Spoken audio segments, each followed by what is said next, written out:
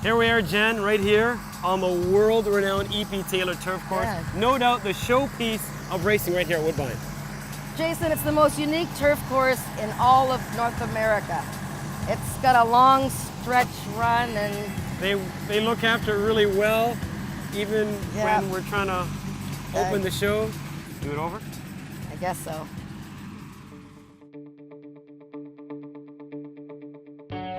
Around the turn on Talkin horse racing.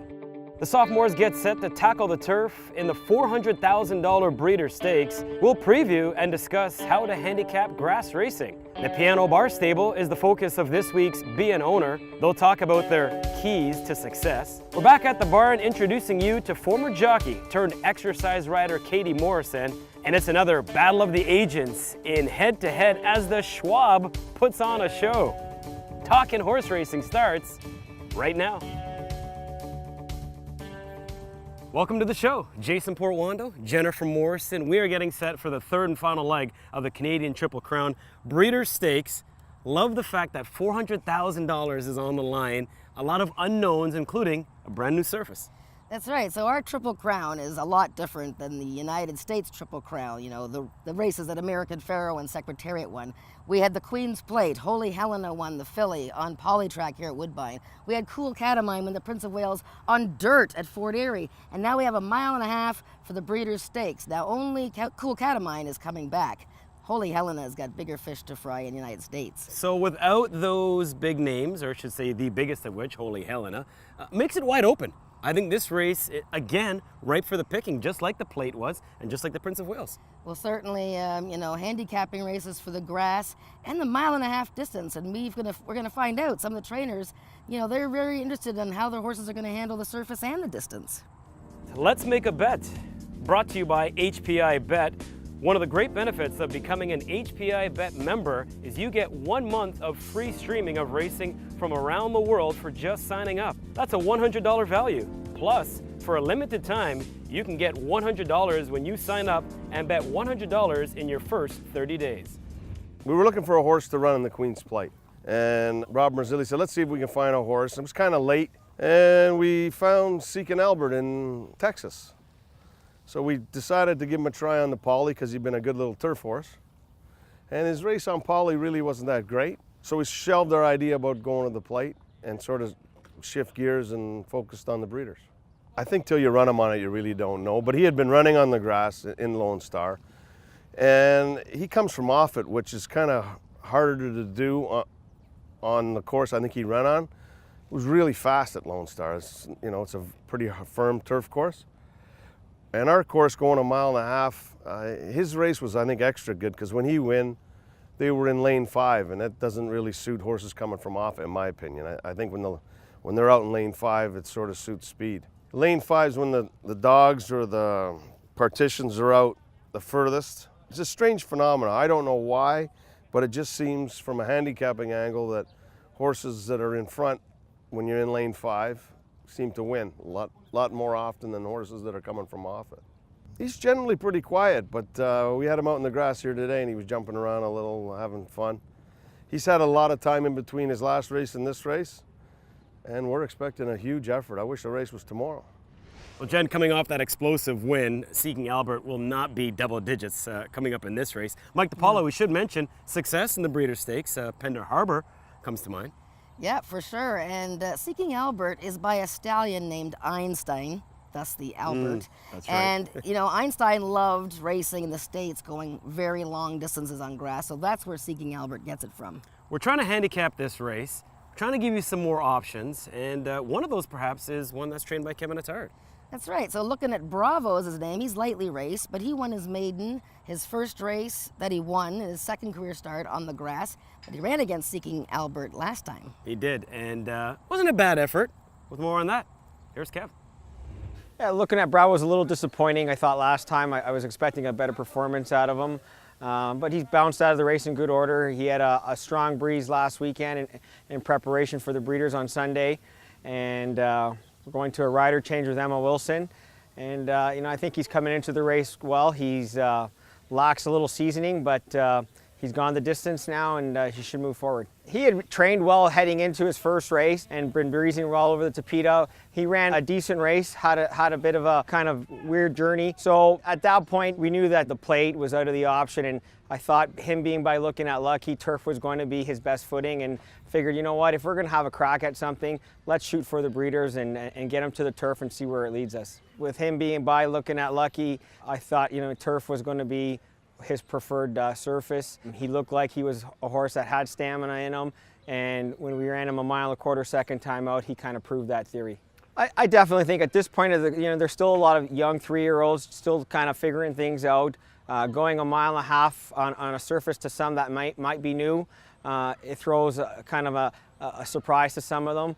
So, you know, I mean, we've seen in the past long shots come up and pop up on this day, and I'm hoping to be one of them. He's training well, he's coming into the race as good as can be, and we're just going to try to put our best foot forward and surprise them all. Kevin, looking for the upset? Potentially. We've seen a lot of those happen right here on this turf course. So there's two of the horses in the field, Jen, but we have to mention a few more because, like I said before, I'm pretty sure it's going to be a wide open event. That's right. We got a lot of horses in the race that are the up-and-comers. They're really getting good right now. Look, we saw Cool Cat of Mine win the Prince of Wales, the second leg of the Triple Crown, on the dirt at Fort Erie. He's bred for the grass, and trainer John Ross thinks that he'll handle the turf.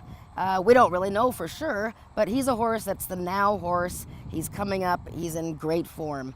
Another horse to look at, Final Copy. This is a horse trained by Roger Atfield. He's won this race a few times, right? Yes, a few times. And he knows about getting a horse ready for a grass race for sure. That's another thing to look at. Trainers who do well with their turf statistics. Final Copy just won the Toronto Cup Stakes. He's one to watch. Proven. And the horse that, you know, could be favored if he's running, Channel Maker, who won a stakes race on the grass last year at Woodbine, been running on the turf, ran well in the Queen's Plate, and he's been freshened in New York for his American trainer, Bill Mott. We're trying to help you handicap this race. One angle I say to always go with, Roger Atfield. Yeah. Nobody's done it better when it comes to the Breeders' Stakes.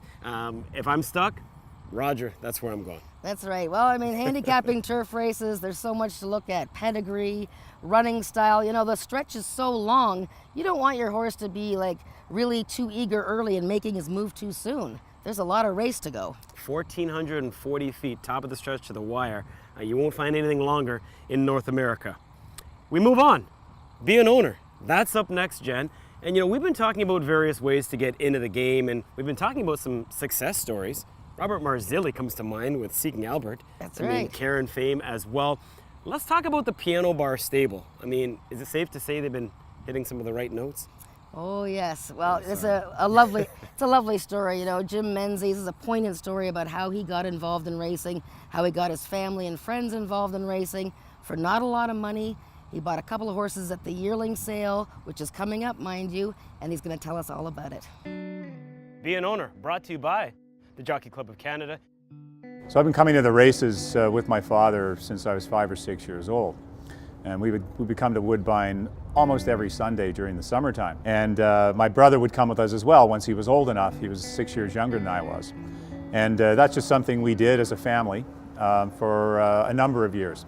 And my brother actually wanted to become a jockey, so he took equestrian lessons, learned how to ride horses, and actually when he graduated from high school, he worked as an exercise rider at Kinghaven Farms. And that's where we all met Ian Black for the first time. Ian was the farm manager there. So my brother was an exercise rider there for a few months. Unfortunately, he was killed in a car accident. This was in 1987. And obviously it was a very difficult thing for our family to go through. But we kept kind of monitoring and following Ian and following Kinghaven just because we had that attachment.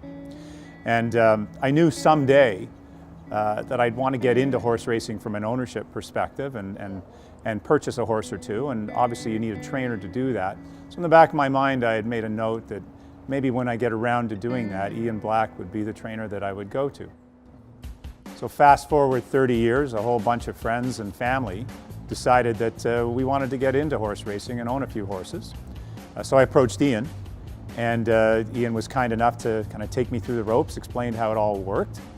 And we ended up going to the yearling sale back in 2015 and purchased a couple of fillies, our first two fillies, at that yearling sale. And it's been great since.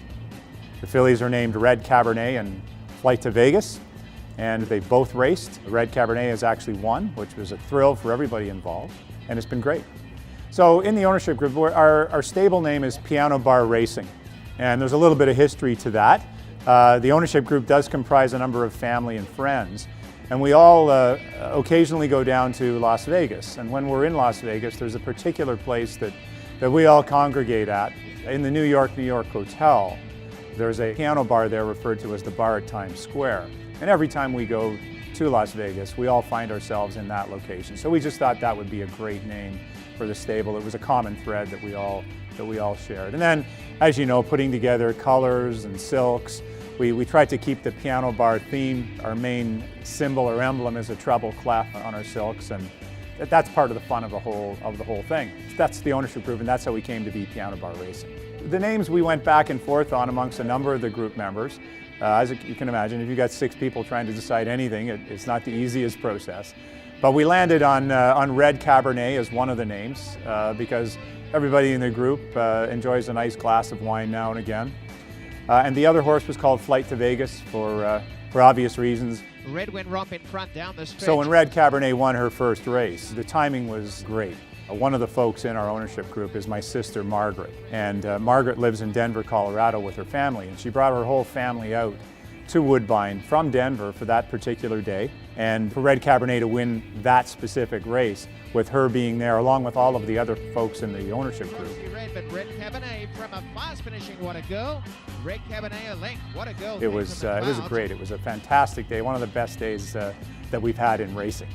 You know, for people that want to get into horse ownership, what I would say is it's a lot of fun. It really is. It becomes something that you just start to do on a regular basis. Once you find yourself owning a few horses, you want to go up and visit them, you want to watch them gallop, you want to watch them train, and obviously you want to watch them race. Shayla and I, we really enjoy coming up and watching the horses train. It's something we do regularly now on a Saturday morning. We'll jump in the car and come up to Woodbine, and even just to visit the horses is something we really like to do, and it's just become part of our day-to-day life now. I think my brother Drew would be, he'd be thrilled at the fact that not only are we in the horse racing business, but we've come a little bit full circle here, given that when we did buy our horses, it was Ian Black, his former boss, that helped us through the process. The horses were stabled at Kinghaven Farms where he worked, and Ian continues to be the trainer of the horses now, so I think he'd be really pleased. Heartfelt story, Jen. I mean, really cool though. I mean, they're celebrating his life and being a part of this now, he's watching and enjoying it. It's amazing how, horse racing can bring you around full circle like that. And you can't help but cheer for a group of owners like that. And they're going shopping at the yearling sale too, so it's great to have them in the business. Off to a really nice start, a feel-good story. This week's At the Barn, Katie Morrison is a topic of conversation. John Ross, that's who she works for. It sort of ties in nicely, the victory by Cool Catamine in the Prince of Wales Stakes, and the barn really doing well. She's been an integral part to the John Ross stable. Cool Catamine develops slowly, but he hit the peak in the Prince of Wales, and who knows, maybe there's more to come. Former jockey, now turned exercise rider. Here's her story. At the Barn, brought to you by Ontario Racing and OLG. I am an exercise rider here at Woodbine Racetrack, more specifically for John Ross. I've been here 4 years now. Great crew, good people, and nice horses. I started getting into horses when I was in diapers, and my grandfather spent a lot of money on pony rides at a fair, basically. I took off from there. I did the rodeo circuit for years, and then I show jumped for years and traveled, and I got into this through another trainer, and he needed a hot walker. I was 9, and I walked a horse at Fort Erie, and that was it. I've been hooked ever since. So I've been full-time at Woodbine for numerous trainers over the years for about 18 years now. So for my job specifically, when I come in the morning, it entails setting tack for the day, organizing a set list. Obviously, we've got numerous horses in the barn, and there's more than one rider. We have a couple freelance riders that help get a few out in the day. So organize that, make sure everything's okie dokie. Our assistant trainer checks legs, does medications in the morning. So then my morning starts around 6 when the track is open, and we go out and John Ross tells us what he would like us to do with that specific horse at that specific time. Whether it's a jog day or a gallop day, it might be a gait day or a work day, it totally depends on the horse. Everything is specific to each individual animal, which is nice to see, is that everybody listens to their horses and tries to train their horses according to how they like to train. So my day consists of that. We get on anywhere between 6 to 9 in the morning, and we're done between 10 and 10:30. And then at the end of the day, it's just cleaning up, making sure everybody's happy and healthy, enjoying their lunch. I clean tack, make sure everything's safe and ready to go for the next day.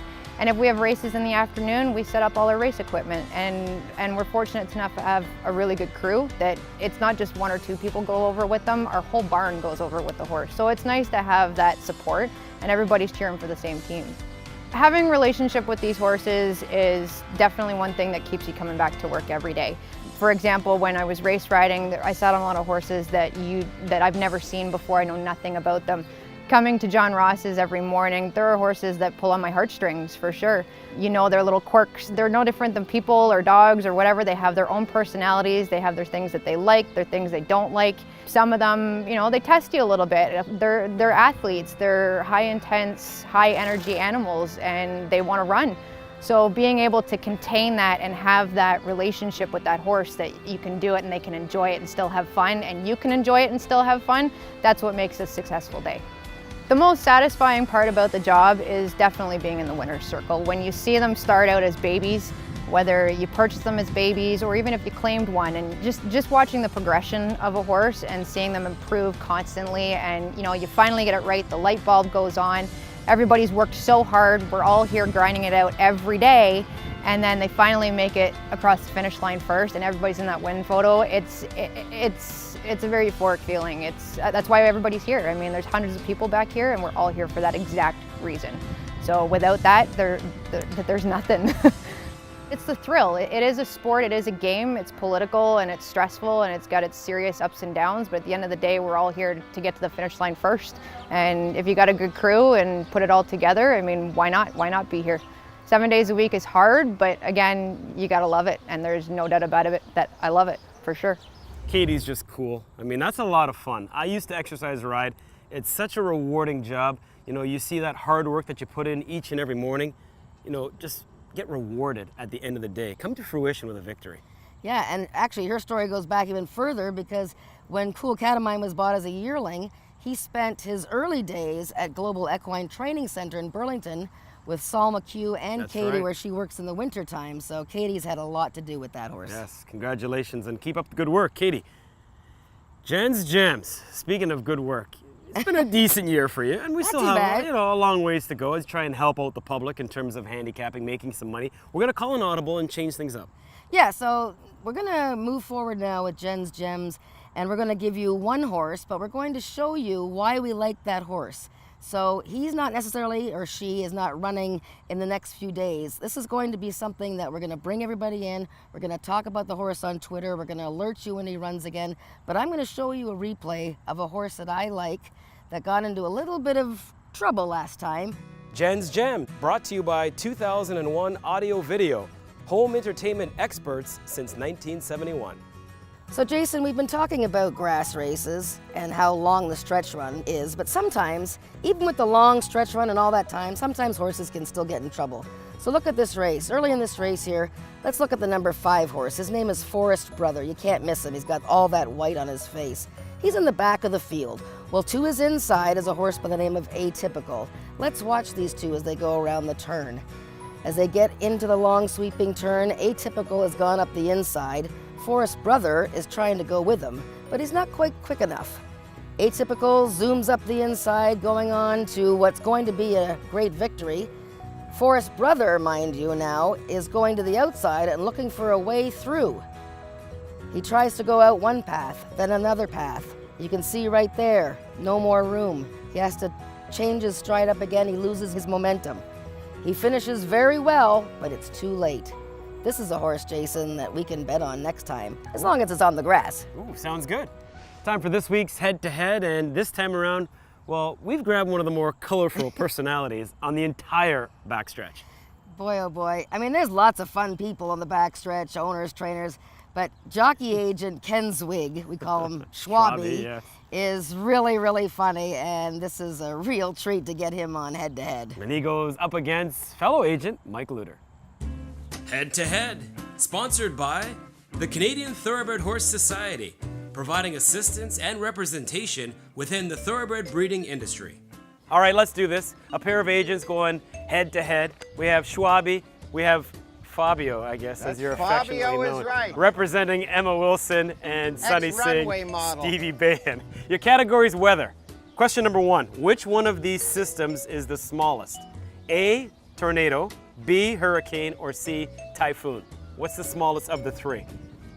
Tornado, hurricane, typhoon. Answers are C, typhoon. That's not right. A, tornado. You are right. Yeah. Schwabi's up 1-0. I love this game. Question number 2. Towards which direction is a rainbow normally seen in the afternoon? So where do you see a rainbow usually in the afternoon? A, north, B, west, or C, east? North, west, or east? This could be it if Schwabi wins. We got B, west. We got C, east. That's it. We're done. Schwabi's right. 2-0, just like that. Problem. Holy No so. problem. I love these games. I'm so happy you're not Wow. That's it. 1 and done. All right, guys. Thanks. Is there a next opponent? Time now to check out what's making headlines in the world of horse racing with The Latest. Brought to you by 2001 Audio Video Home Entertainment Specialist since 1971. Thoroughbred Racing's 2017 Hall of Fame class was honored in Mississauga.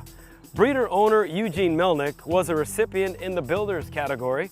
The 12-time Sovereign Award winner was ecstatic about the honor. Also going in on the thoroughbred side, trainer Harold Barabee of Saskatchewan. Journalist Curtis Stock goes in as a communicator, while former Horse of the Year Quiet Resolve and 1970 Canadian Oaks champion South Ocean also got the nod. OLG has chosen BC-based Great Canadian Gaming and Toronto-based Brookfield Partners to run its casinos in the GTA. Under the new deal, the two would have exclusive rights operating OLG slots at Woodbine, OLG slots at Ajax, and Great Blue Heron Casino for a minimum of 22 years. Woodbine's city-within-a-city casino expansion is expected to generate as many as 2,500 new jobs. Joel Rosario and Beach Patrol pulled off a minor surprise capturing this year's Arlington Million. It was the 4-year-old's first win in over a year and gave trainer Chad Brown that initial score in this race. The victory also boosted the colt's career earnings to just over $1.4 million and booked him a ticket to this fall's Breeders' Cup Turf. Longshot, Fanciful Angel, and favorite Dovey rounded out the top 3. All right, just before we wrap, a chance for you to win this brand new Talkin horse racing shirt modeled by our very own Bodie. We want to keep that dialogue open, Jen, with our fans. Just, give them a chance to win a little something. That's right, so we're going to ask you to send in your selection for the Breeders' Stakes on Sunday before the races run. And anybody who has selected the winning horse, we're going to pick out a couple of names from that, draw them, and you'll win a shirt. Just like what Bodie's wearing here. Sounds good. Send in your picks. All right, that puts a wrap on this edition of Talkin Horse Racing. For Jen, Bodie, and all of us here at the program, Jason Portwando, thanks as always for the company. We'll see you again next time.